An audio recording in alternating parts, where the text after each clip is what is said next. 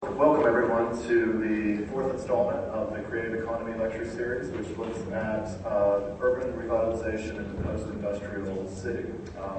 We've had some really amazing conversations so far in this series. We started off talking with John Gallagher and the repurposing of empty spaces in Detroit. Then we looked at the role of refrigeration and how it transformed the food industry and also the New England landscape. And last month we talked about vacant spaces in New Bedford and sort of brought some of this discussion home in a very real way. So we're looking to continue that discussion tonight with our speakers. It's my pleasure to introduce the mayor, who has been a fixture really in this lecture series, and he is going to introduce our speakers tonight. So thanks for coming, and looking forward to the questions afterward. Mayor Mitchell.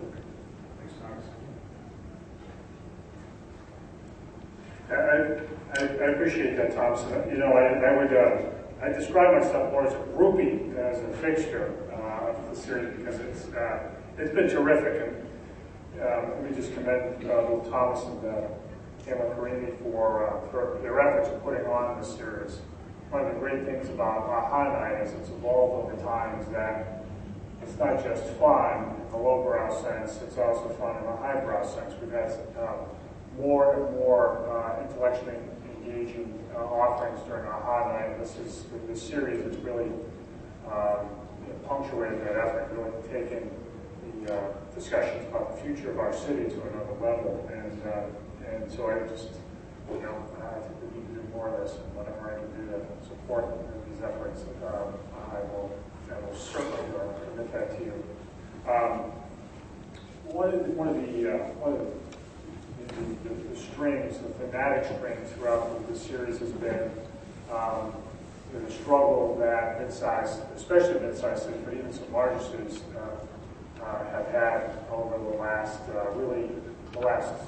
several decades, but really punctuated in the last 5 years. What to do with the shrinking population and declining demand for housing and for commercial space. What to do with the problem of shrinkage. And as I've said, I think once before, to quote George Costanza, shrinkage is really no big deal. Seinfeld fans out there. But shrinkage doesn't necessarily mean loss. It doesn't equate with the death of the city. But it is certainly something to plan around. We struggle with it in city government all the time when it comes to implementing policy, because I think it informs so much of what we do when it comes to downtown revitalization or spurring economic development, or even educating our students and things like school redistricting, stormwater decisions, the fact that we have low housing demand in New Bedford, much like in the other mid-sized cities, is something that informs everything that we do. So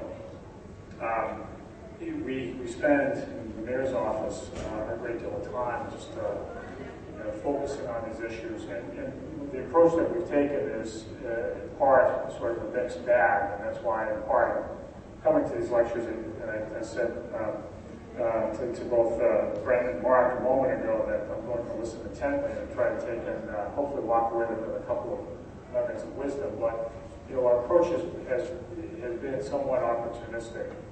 We have really in the last year since I got into office tried to ensure that we preserve what we have, but knowing all the while that as we deal with things like abandonment, that we have to reduce our housing stock as other cities of our size have done, and cities of very large size have done. But that's a tricky thing. There's always a tough call between preservation and downsizing in a collapsing market. And when it comes to business development, what we're really focusing on now is our assets, our deep water cultural assets, this museum being one of the primary examples. But again, it becomes a struggle all the while when we're trying to attract businesses here and they see blight and what that means. Does it look like opportunity, or is it actually a liability? So, without any further ado, I really want to bring Marc and Brent up here to share some of their views. This is really something that cities are going to wrestle with. The decisions the cities make, cities like New Bedford make in the next couple of years will really shape their destinies for a long time. So it's important stuff, and it's important for the public to really be in a position to weigh in on. So let me introduce both Marc and Brent. So Marc Norman is trained as an urban planner and has worked in the field of community development finance for over 15 years, with degrees in political economics from Berkeley and urban planning from UCLA. He has taught courses on real estate and housing policy at the Syracuse School of Architecture. Syracuse being another city that has dealt with these issues of shrinkage in a big way. As director of Upstate, he implements initiatives in collaboration with city, state, and university partners. Brent Ryan is an assistant professor of urban planning and public policy at MIT's Department of Urban Studies and Planning. His research focuses on emerging urban design paradigms, particularly in post-industrial cities. His book, Design After Decline, How America Rebuilds Shrinking Cities, was published in 2012. He's worked as an urban designer in New York, Boston, Chicago, and has previously taught at the Harvard Graduate School of Design and the University of Illinois in Chicago, where he was also the co-director of the City Design Center. He holds degrees from Yale, Columbia University, and MIT. And I will just preview both of their talks. With respect to Marc, his talk is entitled Underwriting, Icicles, and Leveraging Sidewalks, which is itself provocative. In this lecture, as you'll hear, he'll explore how models such as energy retrofits, private sector investment, smart growth strategies, and business incubators might be employed to revitalize our communities.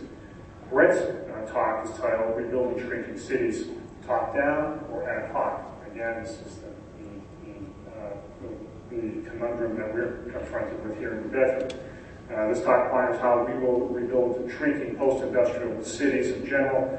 With communities fearful of top-down planning, much hope today lies in small-scale tactical strategies. He asks the following questions. Informal urbanism the key to these places' future, or will planners have to revisit the bad old days of top-down modernism to save shrinking cities? I am looking forward to hearing the answer to that question. I don't know who goes first. Is it Marc, or who do you have in mind, Thomas? Is it Marc or is it Brent? You guys want to flip a coin?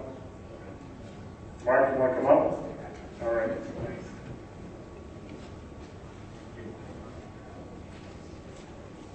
Hello. I want to thank Pamela and Thomas and the mayor, and it's also just really good to be here in New Bedford, a city I've been through, but really got a good sense of today. So it's good to see the parallels. It's good to see that you're doing better than Syracuse in many ways.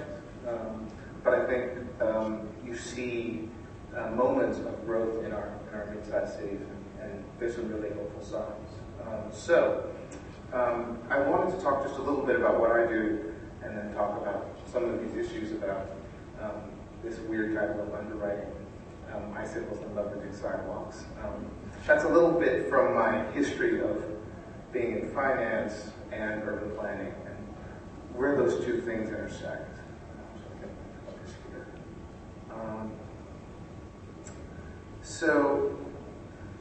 Upstate is a Center for Design Research and Real Estate at Syracuse University, the School of Architecture. And what we do is we partner with the city and the county where we are and other partners in order to get projects off the ground, to use design intelligence, to use economic development and real estate as a way of revitalizing the region. So that takes the form of convenings, symposia, economic analysis, neighborhood plans. We do specific neighborhood plans that don't prescribe solutions, but really talk about different ways one can take sort of small steps in order to revitalize communities. Creating master plans also for the downtown, how we link already vibrant assets in the downtown to the ways that we can revitalize. And through these symposiums and convenings, we're actually publishing books so that we can disseminate that knowledge and make replicable models for other cities to follow. So this notion of underwriting icicles and leveraging sidewalks, it wasn't necessarily an issue before. There's a kind of emerging phrase called the legacy city. And it's been gaining more traction, but we're all familiar with it in this region. It's this notion that really all of our cities in the Northeast were the kind of brick being Brazil, Russia, India, China, of 150 years ago, right? We were growing, we were thriving, we had industry, we were booming. It just was, phenomenal places for people to be and phenomenal opportunity. This is Syracuse. You'll see all of the industries, including automobile production, some of the first bike production, you name it, we have. And you can say this about New Bedford, you can say this about Falls River, maybe different industries, but the same condition. Just so many different things happening. The other thing you'll notice about the slide though is all of those have end dates. So sadly, many of those industries are now gone, and there are other places. So the question becomes, what do we do now in this condition where many of these industries have moved on to other places? Well, we have this legacy, this notion of the legacy city. We have the universities, we have the housing infrastructure, we have the building stock, we have the waterways, and those are the things that we can use to leverage this legacy that we have throughout the Northeast. But we also made a lot of mistakes along the way. So this is just a random sampling of some of the disastrous planning decisions and economic development decisions we've made. We drove highways through our downtowns. We put malls in our cities, sucking the life out of our downtowns. We started tearing down our housing stock. We really, really gave ourselves over to the automobile. And so we're left with this condition now where we have to really repair some of this damage and maintain that historic infrastructure, that legacy that we had. So in addition to the legacy city, we also now have what we call the leaf market. So we actually, in many of our towns and cities, have been growing, right? We call ourselves shrinking cities, but we've actually been growing. It just hasn't been in the city. It's been in the county. It's been in the region. It's been in the suburbs. So in our region, like many others, you have city growth that peaked sometime in the mid-20th century and started dropping off, while you had pretty consistent growth, similar to other places in the country, in the larger region. And what that meant for us, and for many places, is the people in the city, that shrinking city, are actually paying for the infrastructure, the new infrastructure, and the new services for the whole region. And so we have also a changing population base. Different kinds of families, different ways of living, an aging housing stock that doesn't have families with 4 or 5 kids anymore. So how do we use that infrastructure? How do we use these existing resources we have, this tremendous housing stock? Back when you're flush and you have an industry and you have a very stable job, it doesn't matter if you have icicles like you're building.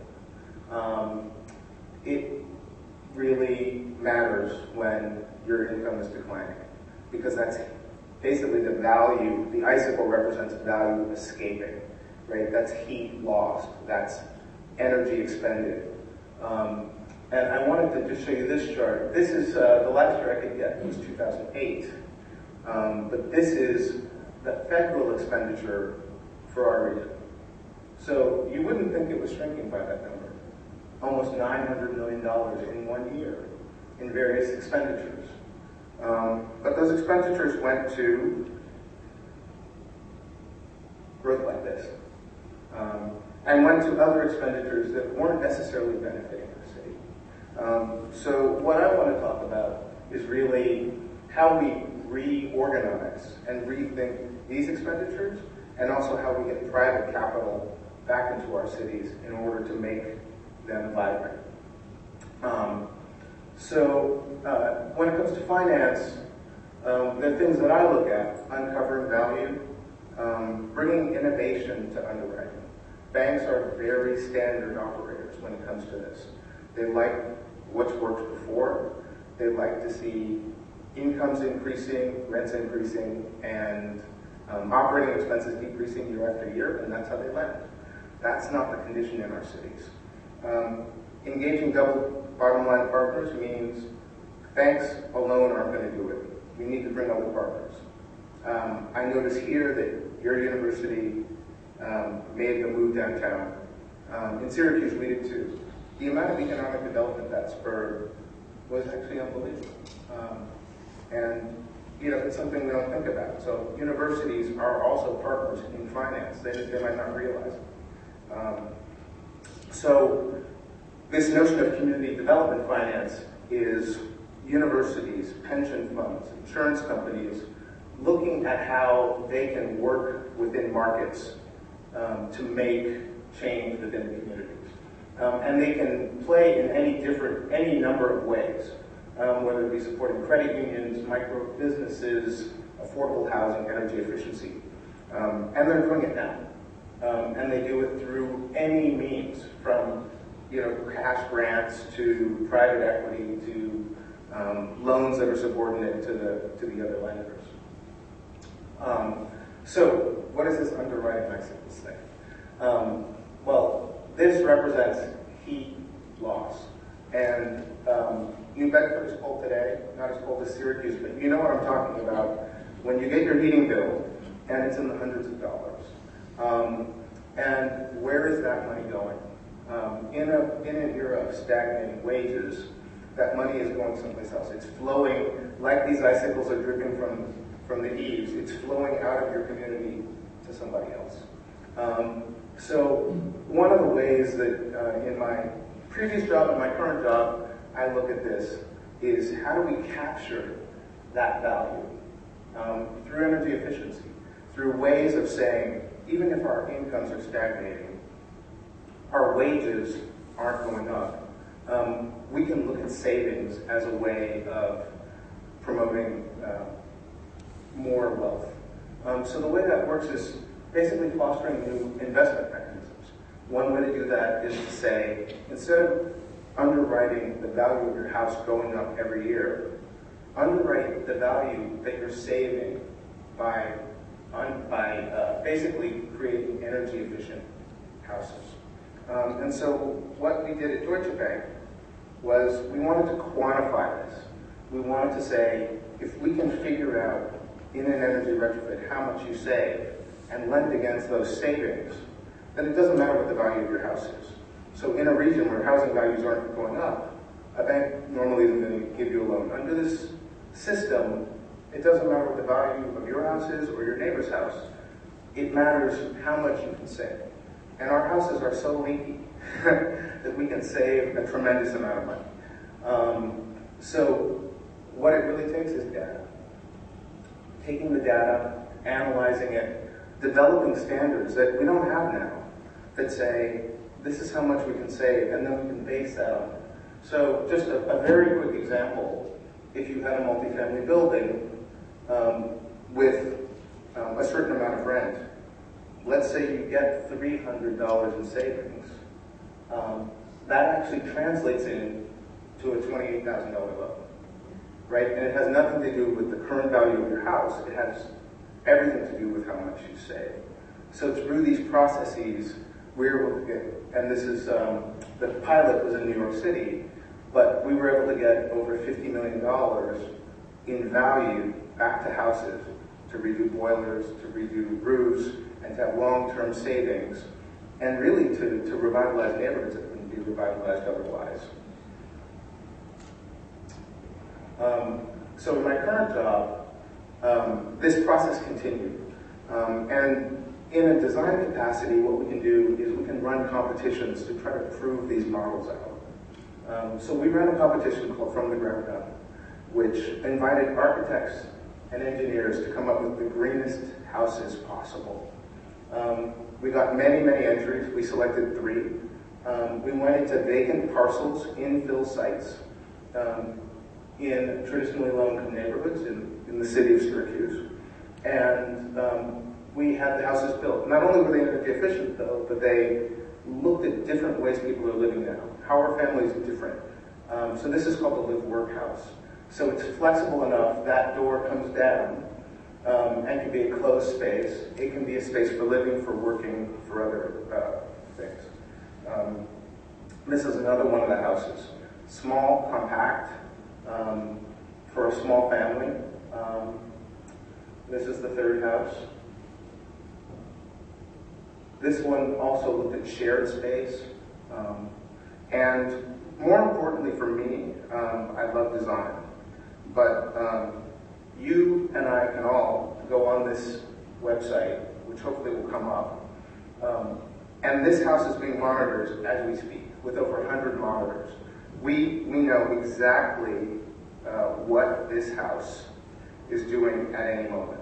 So we can see a whole schedule of how much energy it's using, what the indoor air quality is, the temperatures, how much hot water is being used, how much power the house is using, literally for every house. And we want to do that throughout the neighborhood, because what that means is we can now prove this model. This house, which sold for $80,000, actually costs less to maintain than almost any house in the region. The claim was that it could run on the same energy as the hairdryer. It isn't quite there, but it's not that much more. And so this is a way of giving value back to a community, a way of saying, if we look at our savings, then some of our bigger issues about values, about declining populations, can be mitigated in these ways. So let's see if I can do that.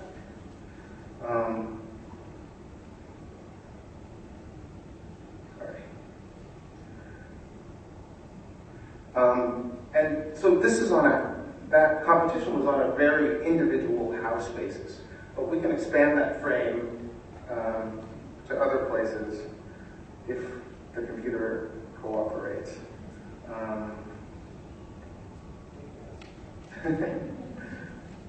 So other things we're doing. In the same neighborhood where the new houses are, we're looking at expanding that frame. So this is the local supermarket, which we hope to put in a health center and community center, so people can see where the services are. And in the next year, there'll be a health clinic built into the supermarket, and there'll be a shopper's card like you have at a regular supermarket, but it will track people's purchases and give them discounts on healthy food rather than unhealthy food that's pushed by whoever is trying to sell in the grocery store. And additionally, and this might sound a little sinister, but I think it's good, these cards track to their doctors. So their doctors can see people's eating habits and adjust diets. Because when you look at that, well, I don't have to go back to it, but there's that $890 million. A lot of that is healthcare costs. That's the burden of the federal government, the state government, and the city government. So if we can reduce obesity, diabetes, asthma through something like this, through technology, then that's another way of generating those kinds of savings. The city of Syracuse, and I was happy to hear the mayor mention stormwater, is actually under a consent decree to reduce stormwater. And what we're doing with the city is we're saying, don't just repave the streets with force paving. Let us design green infrastructure that has a double or triple benefit, that promotes health, that creates better communities, that expands the sidewalks, that makes walking more sensible and easier in our neighborhoods. So we're working with the city now on what's called the Save the Rain program, where we're not just mitigating the stormwater, but we're trying to create other benefits. And this is just one example under construction. So really you're getting what's called a road diet, but you're also creating more green space for the neighborhood while mitigating the stormwater. So taking that money that's already coming either from the feds or the state, but using it in ways where you can get a double or triple benefit. And then trying to convince the neighbors that the lawn isn't always the best thing. That you can have a very interesting yard that provides beauty and shade and all sorts of other things without the chemicals. So also creating plans for people so they can see that native plantings and other plantings can help. So on the other side, there's this issue of sidewalks and the lack thereof. We have developed in ways that are just kind of unbelievable when you think about our history. Where's the value there? I think the value is for somebody on their way from St. Louis to Detroit maybe, but nobody in that city is getting value. But this is another way we spend our money. And so we want to look at these things too, right? Because like the Icicles, this is also fun. This is money lost, money that's not providing a benefit to the wider, to the city and its residents. And the way we develop is really not helping us out much. So this is Syracuse. We have a very intact residential neighborhood here, but look what we did. And this mall was expanded last year, so we haven't learned our lessons yet. So we have all the elements of a healthy community. They're just all separate. If we connected them, what's the value of that? So much like the way we looked at energy efficiency in the houses, we want to look at the efficiencies of our environments. What would happen if these environments were knitted together, like a town was knitted together? What would be the value? Somebody that has a job there could get fresh food. Right now, it's literally impossible to walk from your job at the mall to the regional market that has the fresh produce, or from your house in this neighborhood to the ball field. We designed environments where you can't walk, where it's actually hard to exercise. Other people have done it differently. This is Seattle. This is not only a highway, a rail viaduct, and a big gap, but it's also it was something that was preventing people in the city from getting to their waterfront. And through design, this is what became a living sculpture park. So this moves now people through their city to their waterfront. And the question, which I can't answer yet, but I want to answer, is what's the value of that? In the same way we value a new mall or a new hospital, what's the value of making those connections? And that becomes a question. And in New York City, they actually, in creating these public plazas, this is Times Square, this is Brooklyn, that's Pittsburgh, actually quantified it. That in Times Square, business activity increased, pedestrian activity increased, and that's literally folding chairs, paint, and a couple of planters. So figuring out the values there, it's not going to take a lot of money to make those connections and figure out that we can have economic development benefits from it. So there are just a number of connections, a number of values that we get from those connections, and not just the tangible economic values, but other values. And ultimately, I think this spurs infill development in our cities where we've had either abandonment or demolition of housing. So once again, we're looking at this expenditure, this federal expenditure, all of this money. And I would just encourage everybody to look at every line item and see where it's going in your city and figuring out ways it can be deployed better. How it can be leveraged with private financing. How we can look at those connections and make them work. So one of the things we're doing, another competition, is called Movement on Main. So this is a street in the near west side neighborhood of Syracuse. The teams, 5 of which were selected as finalists, are still designing. So the competition isn't until next week. So I put up this slide because my hope is that it becomes a trampoline sidewalk. But I don't know what we're going to get. But this is actually in Russia. And I thought it was a kind of amazing way of saying, there are so many ways of moving down the street and promoting health and figuring out ways that we can have fun in our environment. So I don't know if we're going to get a trampoline street, but we'll know in a couple of weeks what we do yet. But the main point is that this street is being built, $1.5 million in green infrastructure money to mitigate stormwater was coming to this street. And what we said was, if we use this $1.5 million and mitigate the stormwater, but with that same amount of money, not using any more, can do more, can promote lower asthma rates, can increase health and movement, then let us do it. So this is our experiment. And that's just a map of the street. So we're doing that downtown as well. Our downtown has many amenities that are disconnected. So through design, through whether it be porous paving, lighting, color, we're getting these elements into downtown to try to make those connections, to try to use lighting and wayfinding to move people from downtown to another neighborhood that's already thriving with bars and restaurants. To use kinetic screens that use Wii technology so that people stop and stay and can move, and the screens change colors with their movements, has porous paving and musical pavers that when they stamp on them, they get certain noises. So just ways of keeping people around, keeping them moving, keeping them exercised, keeping them engaged in the city. So there are many ways, besides us, that the model hopefully is being proven out. New York State actually passed a Smart Growth Policy Act, which basically says they're going to dedicate state funds to jurisdictions that are not creating new connections to subdivisions isolated, but to existing infrastructure. The Center for Neighborhood Technology is looking at this data and tracking the data.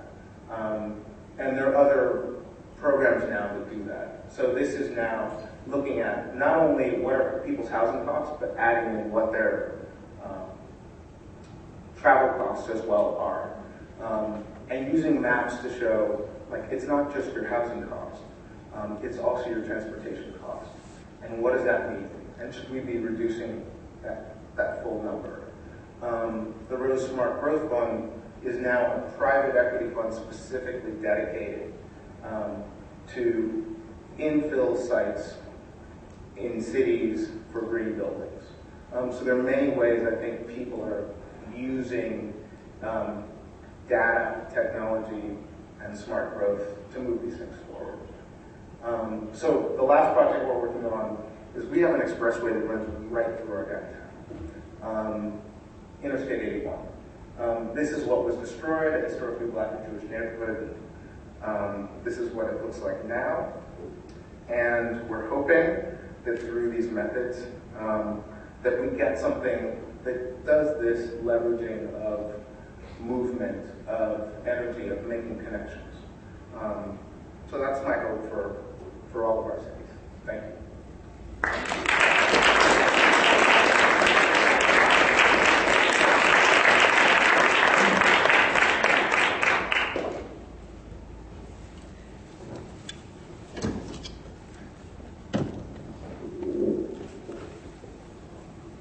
Thank you, Mark, and thank you to everyone who participated in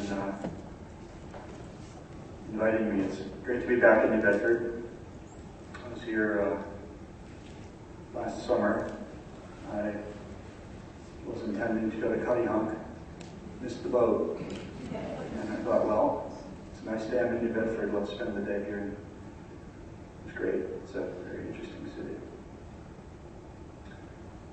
I'm going to talk about two cities that I've been studying. So I'm not a practitioner, I'm really a researcher, although I've also done some urban planning and design practice. I'll talk about the two cities of Detroit and Flint, both in Michigan, both of which in a way share the banner of being poster children for the problems of deindustrialization, and I'll show that the problems are a little more severe than New Bedford's, but maybe in degree, but not in kind. I'll also talk about two approaches that are both in academia and I think in practice battling it out in a way. The top-down, big money approach versus the ad hoc, bottom-up, small-scale approach, and I'll show how both of these cities have wrestled with this issue, and I'll confess at the beginning that it's an unresolved issue in both of these cities. They've traditionally relied on a lot of top-down thinking, but bottom-up is having a resurgence at this point. You may have seen a map like this, or this map itself. This is from a Shrinking City study from 2006, showing cities across the world that are losing population. They're losing population for a variety of reasons, but you can see their concentration in the US, which is the square B, and then Eurasia, the square A, demographic factors, economic factors, social factors, and especially political factors when you look at the former Soviet Union. When you get into America, I now see Syracuse called out by name. New Bedford is not, in fact it's not shown, but you see a lot of cities in familiar places, the Rust Belt of the Northeast Corridor in the Midwest, extending down to New Orleans and west to Kansas City. So this is the geography we're speaking of when we talk about this landscape of population loss and degradation of the building fabric that cities are wrestling with. I want to introduce you first to a few numbers. You can ignore all of them except for Detroit, which is in the big black rectangle, and you can see the extent of Detroit's population change. What we see are populations from 1950 up to 2010. And in red are cities losing population in that decade, and green are cities that are gaining population. And I use this slide simply to say that there's no single story for American cities. They're all over the place. But there are quite a few cities that are on a steady downward trajectory, as well as many. You can see San Diego up from about 300,000 to 1.3 million that are on an equally opposite trajectory. And a few cities that have periodically reversed their trajectories. Chicago gained population and has again lost it. Memphis has gained and lost and gained and lost population. But Detroit has been a steady loser. Let's look at Detroit, Flint, and New Bedford just to put things in perspective. Detroit is at 39% of its peak population, Flint is at 63%, and New Bedford is at 87%, at least according to my calculations. I did know that New Bedford peaked in 1920, so that's not so bad. The city is still at 87% of its 1920 population, but you can see that New Bedford is gaining and losing population, never really seeming to get anywhere, at least since the 1970s, so certainly indicative of a kind of economic stagnation. However, it's not the economic free fall of Detroit and Flint. You can see slightly different things happening in those cities. Flint in 1980 was essentially, as it always was population-wise, but Detroit had begun to lose population dramatically. What's happened in Flint is that the departure of GM, highlighted in Roger and Me, and very visible, has really led to the city's decline since 1980. So we see, even in cities that are losing population, a variety of different stories occurring. I'll take you into the landscape of Detroit just for a second so you can sense the scale of the city's losses. New Bedford has abandoned mills, and Detroit has the abandoned Packard plant. It's been empty more or less since the 1950s.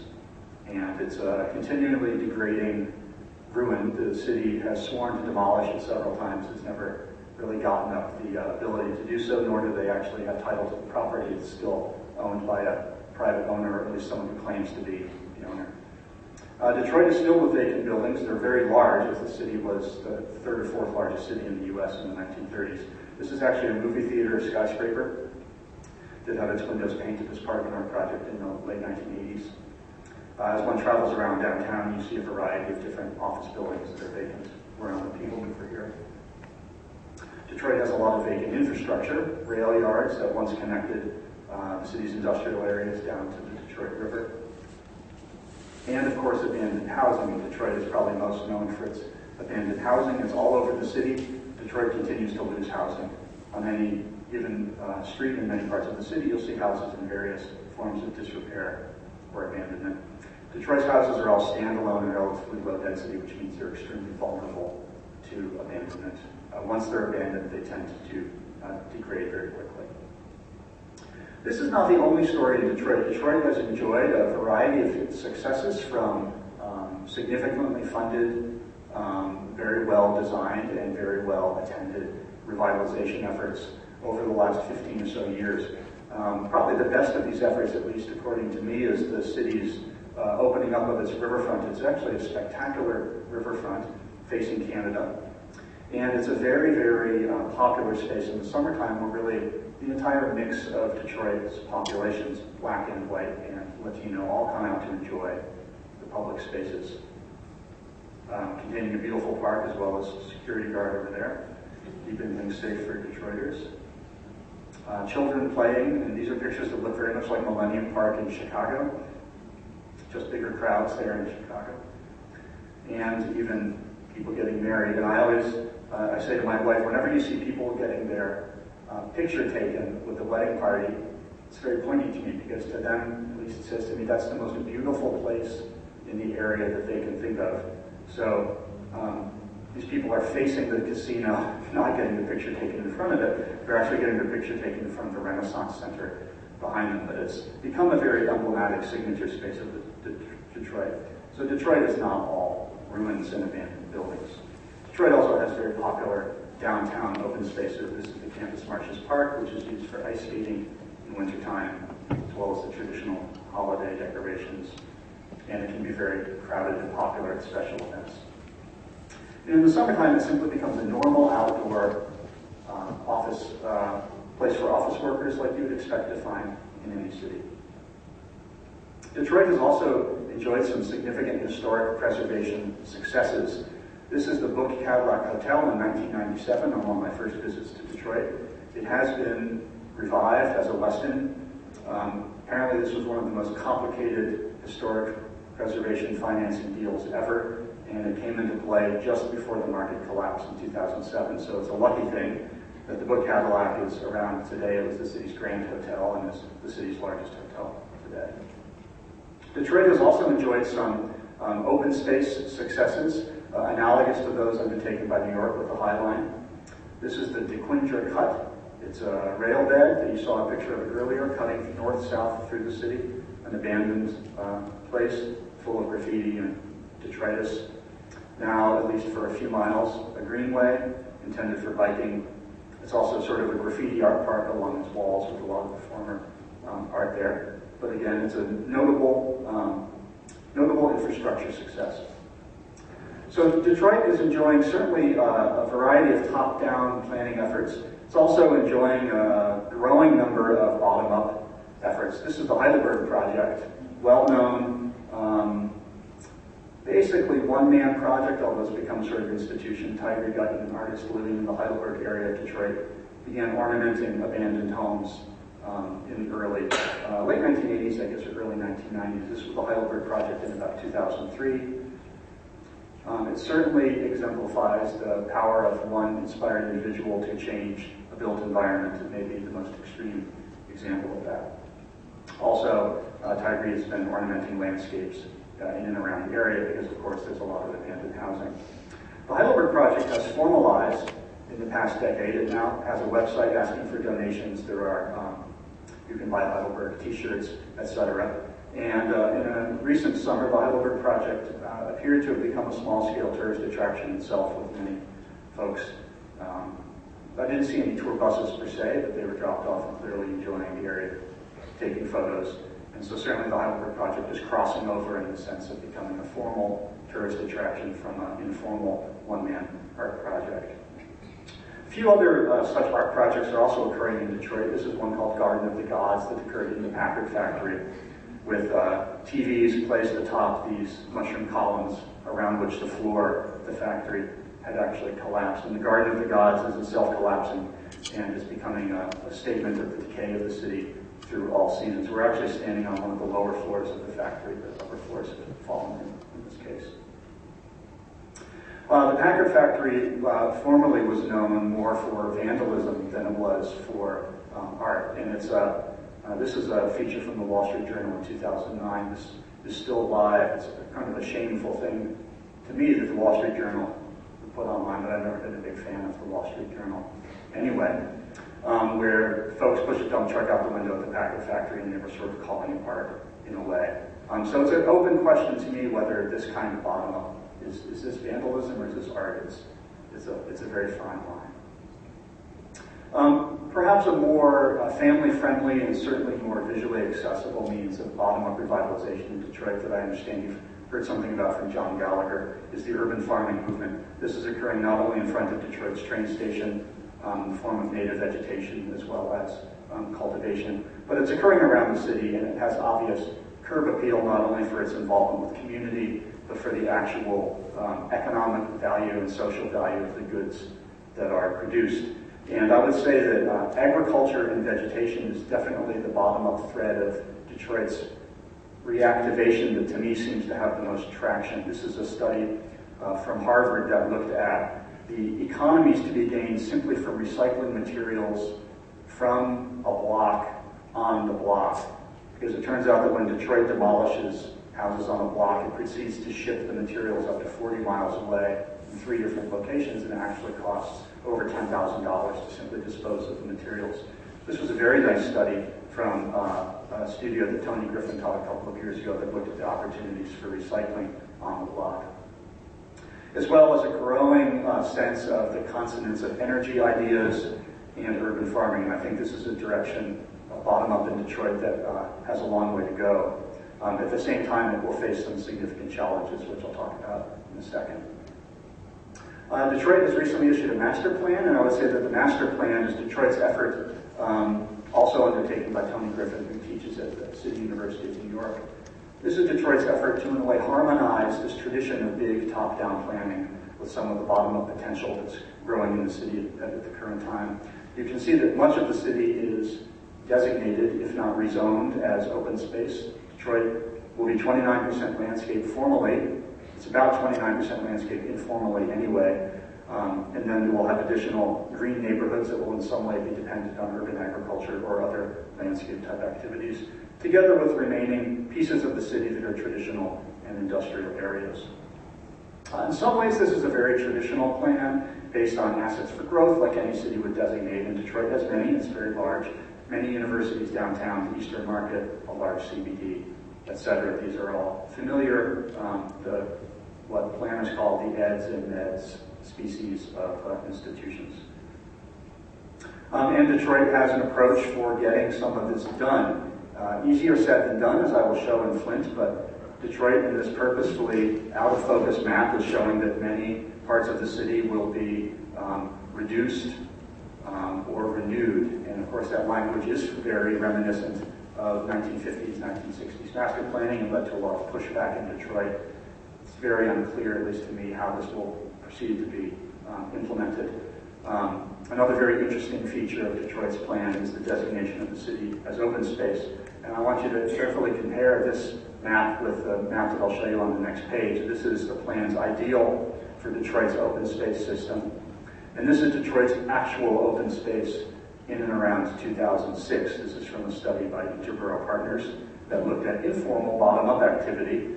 But what it shows, I think, is the absolute degree of fragmentation and disconnectedness of the open spaces that happen in a city of 1.8 million as lots are individually, incrementally abandoned.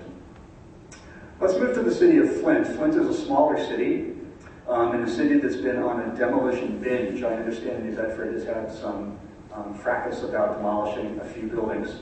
Flint is on track to demolish several hundred a year. This is just 3 years of demolition data, but I've been tracking it since 2004, and the city has ramped up its demolitions. You can see many of the demolitions are focused in the sort of north, center, and eastern part of the city.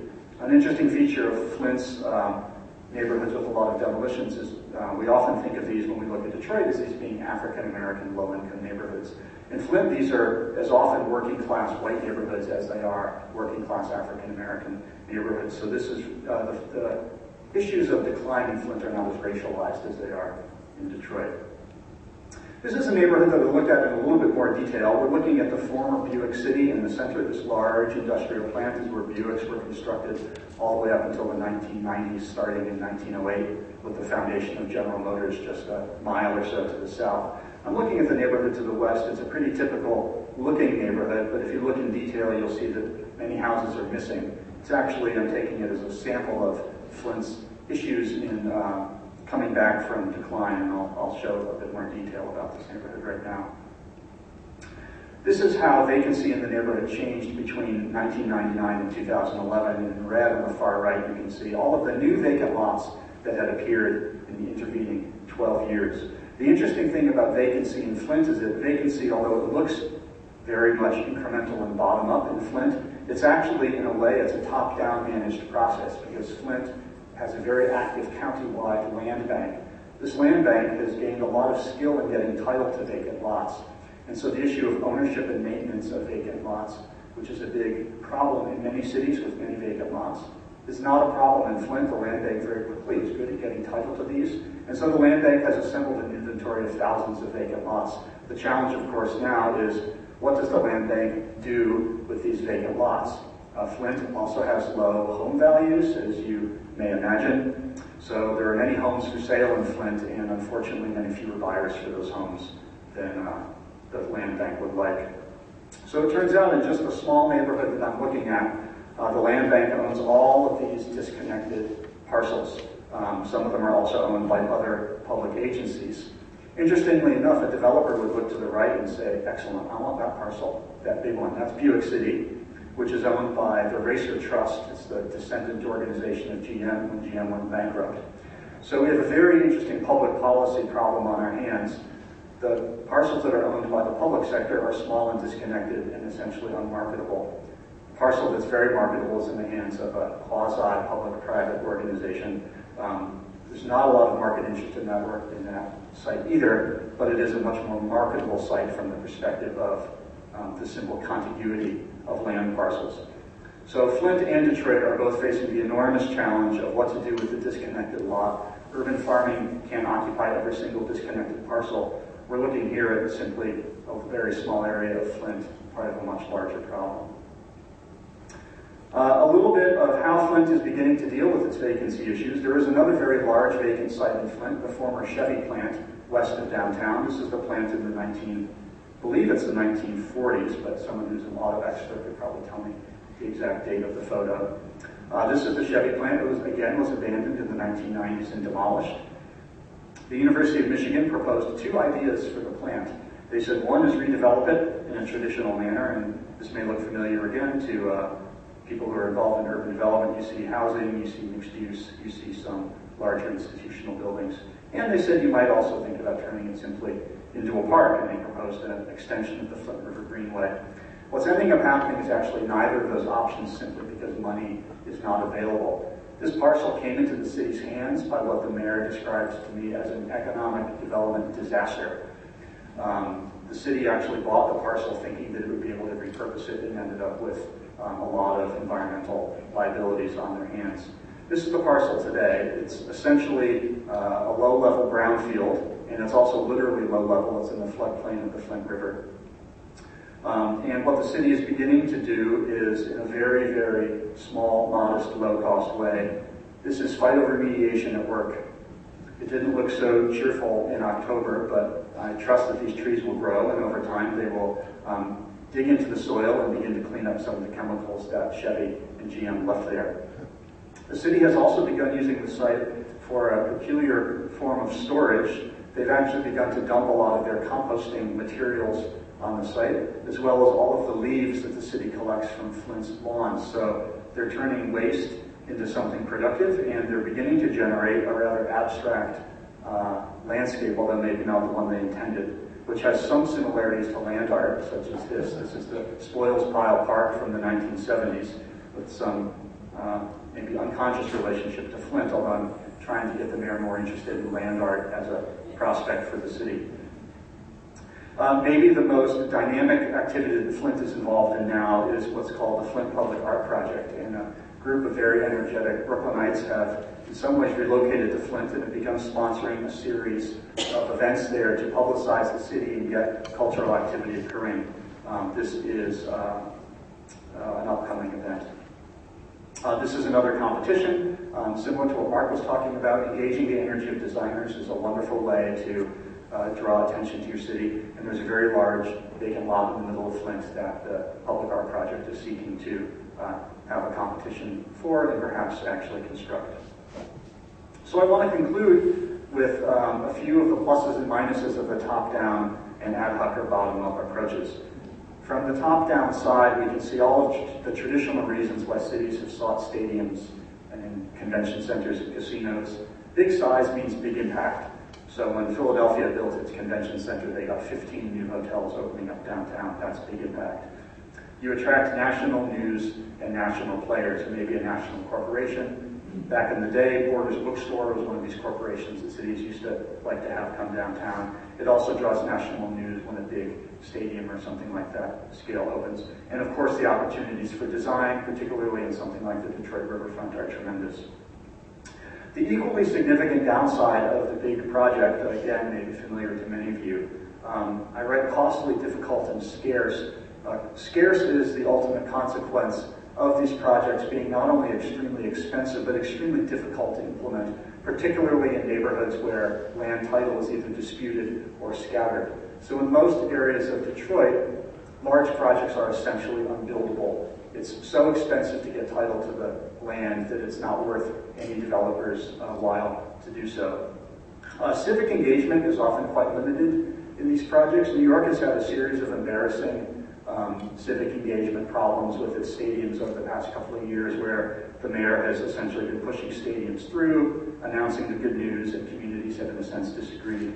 And many scholars, although not necessarily myself, say that all of these large projects simply make cities more like each other. If every city is trying to become like every other city, why would people come to my city when they can come to Phoenix, which looks the same but it's warm? On the bottom-up side, the ad hoc side, certainly small is beautiful. There's something amazing about seeing projects coming out of nowhere in surprising locations like the Heidelberg Project, and they appear in so many different forms that there's a kind of perpetual surprise and curiosity as to what bottom-up projects will appear. The civic engagement is, of course, much closer. These projects are part and parcel of people's lives and people's capacities and ideas. And I understand that New Bedford is the 6th most creative city in the United States, so we have many creative people here full of ideas. That's absolutely fantastic. And of course, the distinctiveness is one of the big draws. You can come to New Bedford or another city with a lot of cultural activity, and you'll see things that you wouldn't see anywhere else, and that's very important in the 21st century. At the same time, I think when we look back at that map of all of the vacant parcels in Detroit, as we move up in scale, we have to recognize that in a certain sense we're blowing against the wind by thinking that bottom-up projects alone will be the salvation of a city that might have 10,000 to 20,000 vacant lots.